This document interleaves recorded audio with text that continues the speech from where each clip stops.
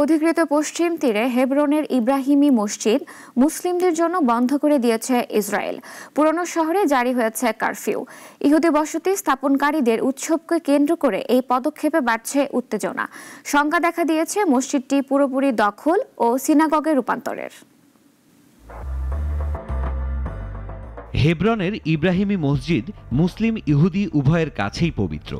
ফিলিস্তিনের পুরাতন হেবরন বা আল খলিল শহরের মাঝে হেবরন পাহাড়ে ভূগর্ভস্থ কামরার সারি।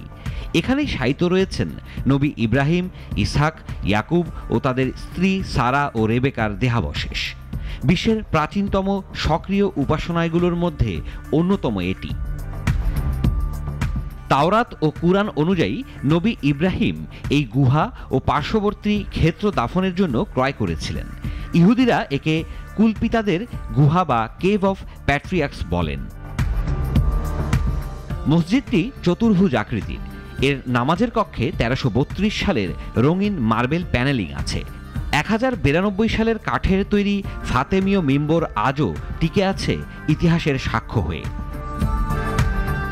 1994 সালে এক অবৈধ বসতকারীর হাতে 29 জন ফিলিস্তিনি মুসল্লি নিহত হন। এরপর ইসরায়েল মসজিদটিকে দুই ভাগে ভাগ করে। এর 63% ইহুদিদের উপাসনার জন্য এবং 37% মুসলিমদের জন্য। ইহুদিদের বরাদ্দ অংশে মসজিদের আজান দেওয়ার ঘরটিও রয়েছে। এছাড়া ইসরায়েলের একতরফা ব্যবস্থাপনায় বছরে 10 দিন ইহুদি ধর্মীয় উৎসবের সময় মসজিদটি পুরোপুরি মুসলিমদের জন্য বন্ধ থাকে এবং 10 দিনের ইসলামী উৎসবের সময় ইহুদিদের জন্য মসজিদটি সম্পূর্ণ বন্ধ থাকে। তবে 2023 সালে গাজা যুদ্ধ শুরুর পর এই নিয়মও আর মানা হয়নি। বন্ধ রাখা হয়েছে মসজিদের প্রধান প্রবেশদ্বার, ঢেকে দেওয়া হয়েছে জানালাও। নতুন করে ইব্রাহিমি মসজিদ ঘিরে কারফিউ, নিয়ন্ত্রণ আর দখলের অভিযোগে আবারও উত্তপ্ত হয়ে উঠছে হেবরন। ইসরায়েলি কর্তৃপক্ষ কারফিউ জারি করেছে পুরনো শহরে। অবৈধ বসতি স্থাপনকারী ইহুদিদের ধর্মীয় উৎসব নির্বিঘ্ন রাখতে ফিলিস্তিনিদের চলাচল নিষিদ্ধ করা হয়েছে। অনেক বাসিন্দা নিজের ঘরেও ফিরতে পারেননি, স্বজনদের বাড়িতে রাত কাটাতে বাধ্য হয়েছেন। অভিযোগ, এই কারফিউ আসলে ইব্রাহিমি মসজিদের বাকি অংশও সম্পূর্ণ দখলে নেওয়ার পরিকল্পনার অংশ।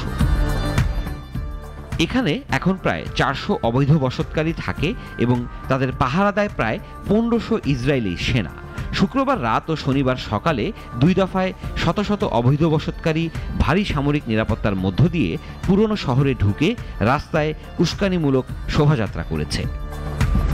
সিরাজুম মুনির শুভ, নাগরিক।